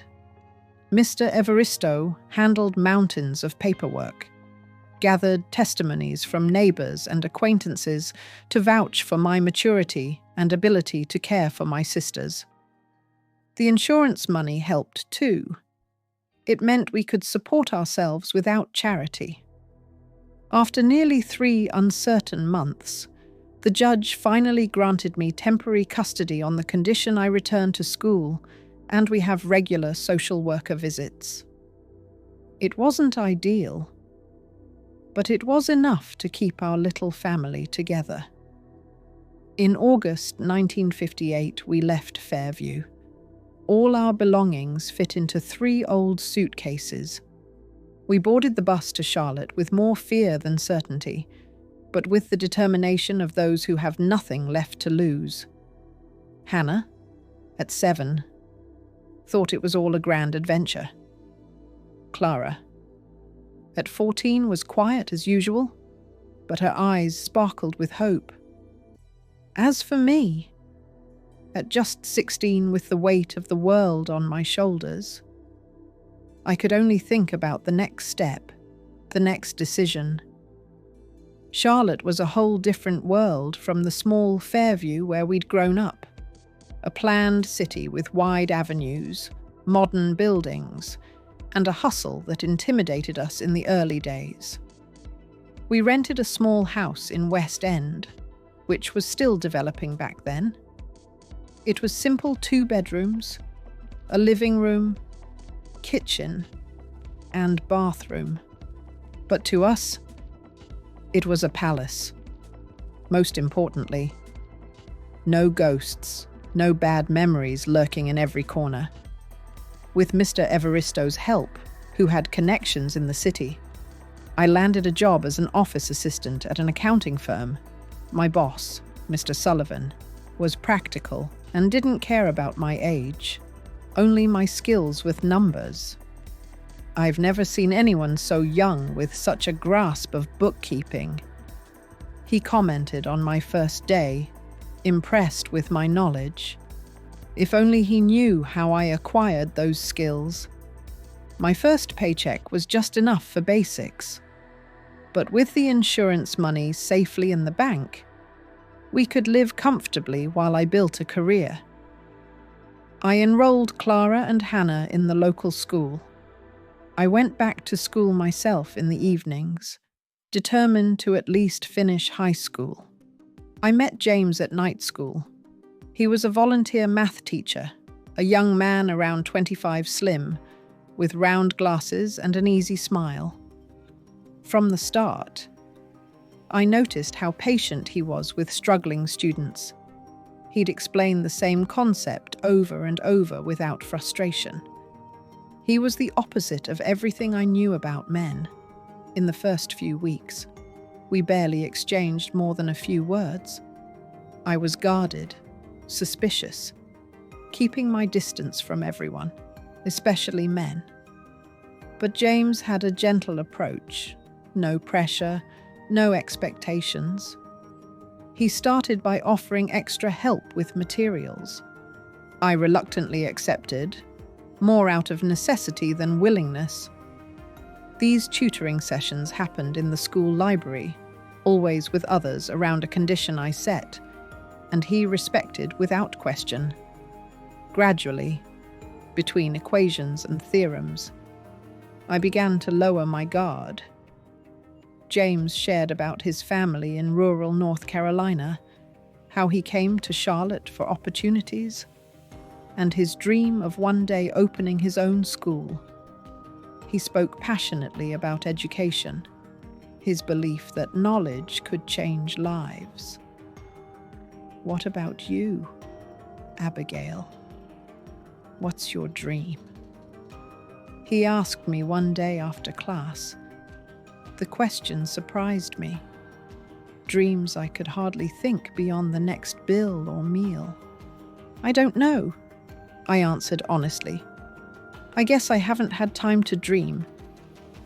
He didn't press, but from that day, he started lending me books, not just math, but literature, history, philosophy, to nurture dreams. He said, with that smile, I gradually looked forward to seeing. Our relationship grew slowly, at a pace I could handle. It took over a year before I agreed to go out with him outside of class. We walked in Piedmont Park with Clara and Hannah, of course. Another 6 months passed before our first kiss, a light, respectful touch that made me cry, not from fear or sadness, but from relief. Relief in knowing that physical contact could be gentle, something desired rather than imposed. James never pushed me beyond my limits, never questioned my boundaries, my fears, my silences. When I finally shared part of my story, not everything, never everything, he listened without judgment, without trying to fix it, just offering his quiet presence and support. You're the strongest person I've ever met, Abigail, he said when I finished. Not pity, not horror, just genuine admiration. We married when I was 23.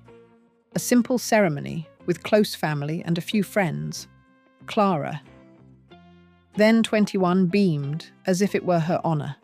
Hannah, at 14, threw flowers down the aisle of the small church with enthusiasm that made everyone smile. It was a new beginning. A fresh page turned. With James's steady support, I achieved dreams I didn't even know I had.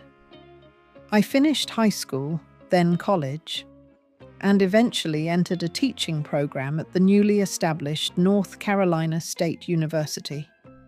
I was one of the oldest students in my class, but also the most dedicated. Every class, every book, every bit of knowledge was a brick in building the woman I wanted to be. Independent, free, capable of making a difference. I graduated as a teacher in 1970 at 28. It was one of the happiest days of my life, seeing my sisters in the audience clapping with tears in their eyes. James held our adopted daughter Jenny, a 3-year-old girl we'd taken in after she lost her parents in an accident. It was indescribable, like the final circle closing. The girl who wasn't allowed to go to school was now educating others. I started teaching at a public school in the outskirts of Charlotte. It was tough work with few resources, large classes, but incredibly rewarding. I soon realized many kids at home faced situations similar to what my sisters and I had endured. Abuse, neglect, violence. The difference was, I could spot the signs, understand the sad looks, the unexplained bruises, the constant fear. That's how the idea for after-school programs came about. I began offering extra classes at our house for the neediest kids, not just academic help, but a safe space where someone truly cared. James, now teaching math at a private school, joined me in the effort. Soon, dozens of kids were coming every day after school. Over time, we noticed some girls didn't want to go home. They'd make up excuses to stay longer, offering to help clean or do chores. anything to delay returning. That's when we decided to convert a room in the back for emergencies. We said it was just until things settled, not knowing we were planting the seeds for a new dawn center. Our second adopted daughter, Sophie, came to us that way. A 9-year-old girl who showed up on a rainy day, soaked and bearing clear signs of beating. My stepfather said I'd never go back. She sobbed to us. We took her in temporarily, then permanently when it was clear her mother, gripped by fear, wouldn't stand up to her husband. That was when we officially established the new Dawn Center, starting as a non-profit organization for after-school tutoring and family support. But it quickly grew into a full-fledged shelter for at-risk girls. Years went by, and the center kept expanding. From that simple house, we moved into our own building in 1987, able to house up to 30 girls at a time.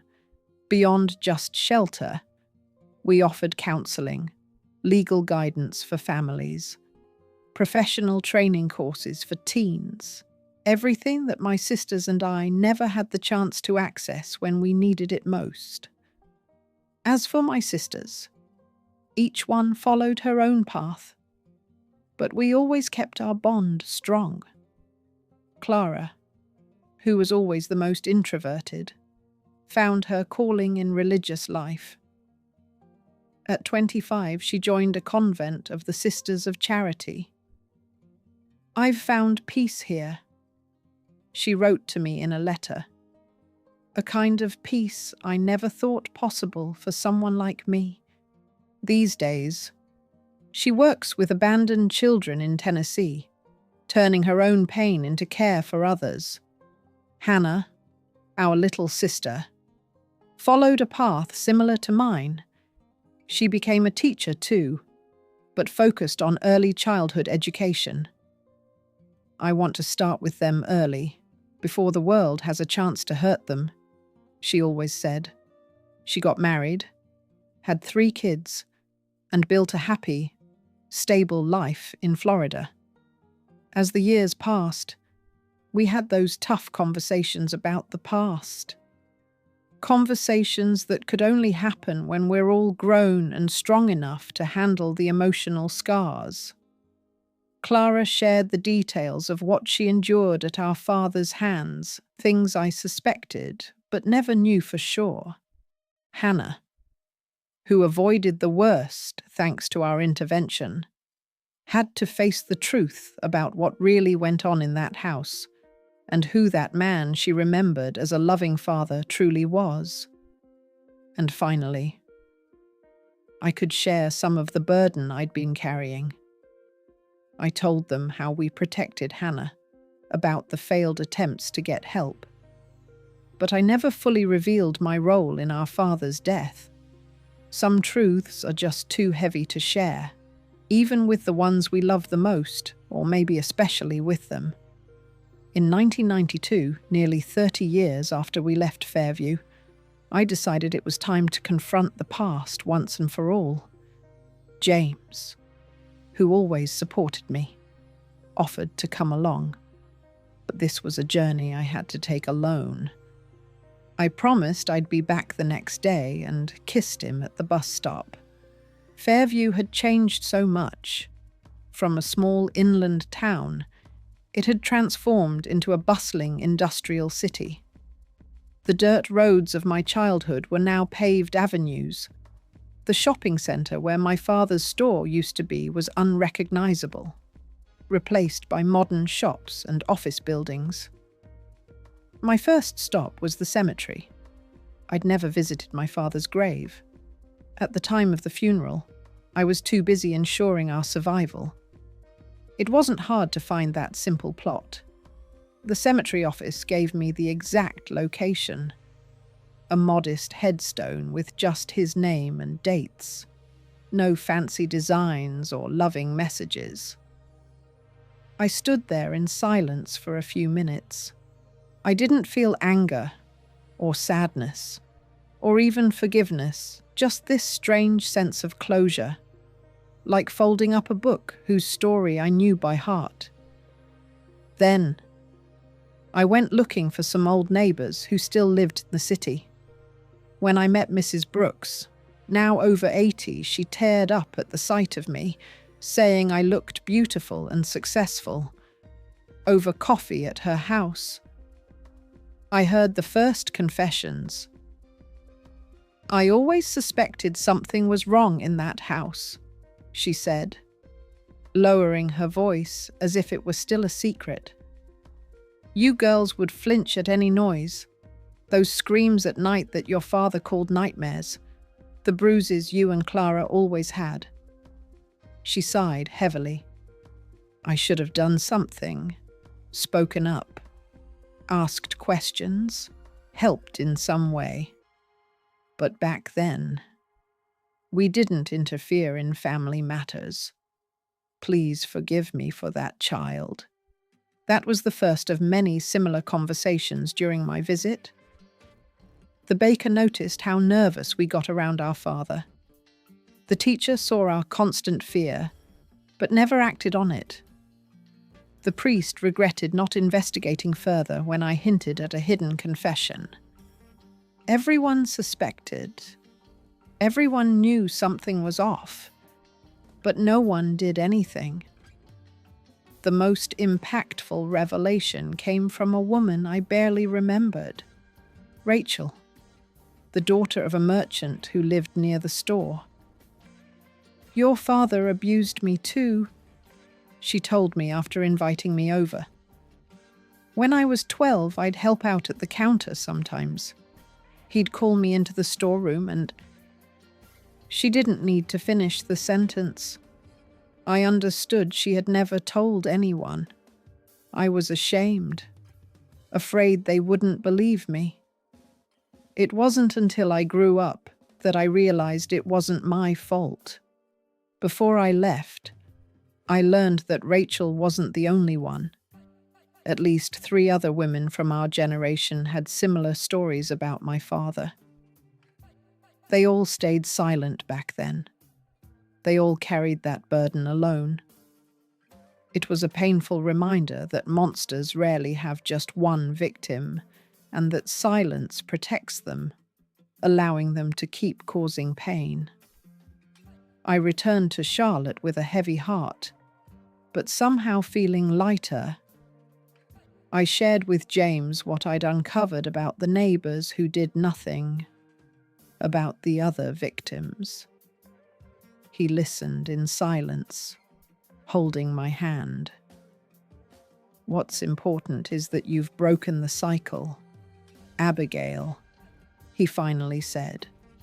"You've turned all that pain into something that helps other girls avoid the same fate." And that was true. Over the years, the New Dawn Center became a national reference for shelters and recovery for girls who are victims of abuse. We've developed our own methods based on 3 pillars: immediate physical and emotional safety, trauma processing through therapy and expressive activities, and training for independent futures through education and vocational skills. So far, over 500 girls have come through our doors. Some stay for a few months while we help their families rebuild. Others stay for years until they're grown. Many of them are now educated, successful women who've overcome their trauma and built fulfilling lives. Some even come back as volunteers or staff, carrying on the work. In 2002, we received official recognition from the Department of Justice for our efforts. In 2007, I was invited to join the National Council Against Child Abuse. In 2012, the center opened a second facility in Chattanooga with federal government support. Achievements I never imagined possible for a 16-year-old girl who was just fighting to survive and protect her sisters. Looking back now with the wisdom that only age brings, I see how every story led me here. even the most painful ones. I learned that justice sometimes comes by a winding path, not always clean, clear, or peaceful. I learned that the silence of good people allows the evil of bad ones to grow and spread.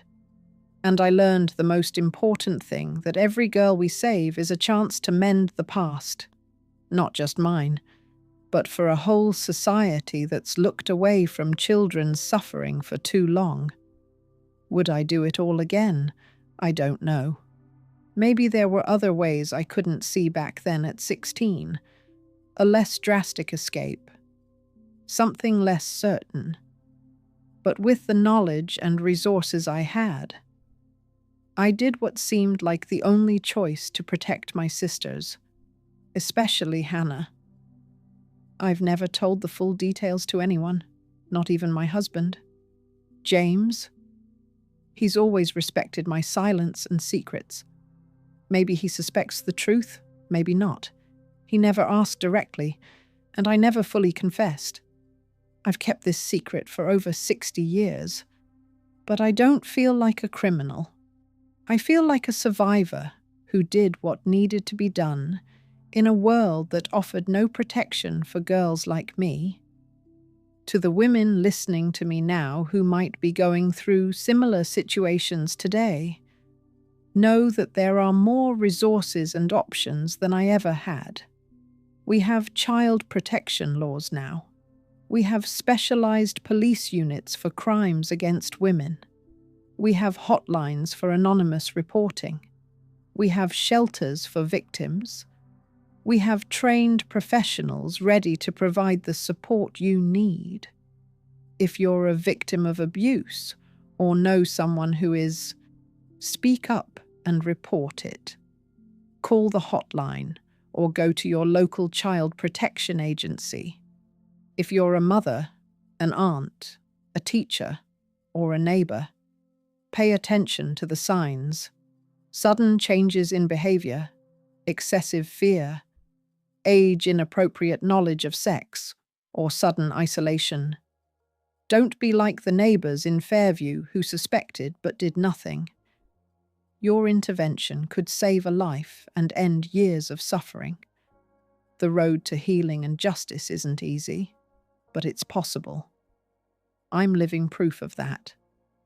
From the frightened girl in Fairview to the recognized educator in Charlotte, my journey has been long and full of obstacles, but every step was worth it. Every tear, every sleepless night, every painful memory I faced, it's all shaped who I am today and the work I've accomplished. I'm Abigail Rose Carter, but you can call me Miss Abigail. And that's my life story. A story of pain, yes, but mostly one of overcoming, of a woman's strength who refused to be defeated by the evil she endured. If you want to hear more stories like mine, stories of women who turned suffering into courage and resilience, subscribe to the channel here, because wisdom doesn't come from books. It comes from the scars life leaves. And we elders still have so much to share and teach. From my greatest pain in life, my greatest mission was born. The scars are still here, visible in the wrinkles on my face, the spots on my hands, and the memories that sometimes haunt me on sleepless nights. But they don't define me anymore. They're just signs of a battle won, testimonies to a war I not only survived but triumphed in. The crimes my father committed died with him, buried in that Fairview cemetery. But the good we've built, my sisters, James, all the volunteers and staff at New Dawn Center keeps growing, multiplying in every life it touches, in every child saved, and in every future changed. That's my true revenge.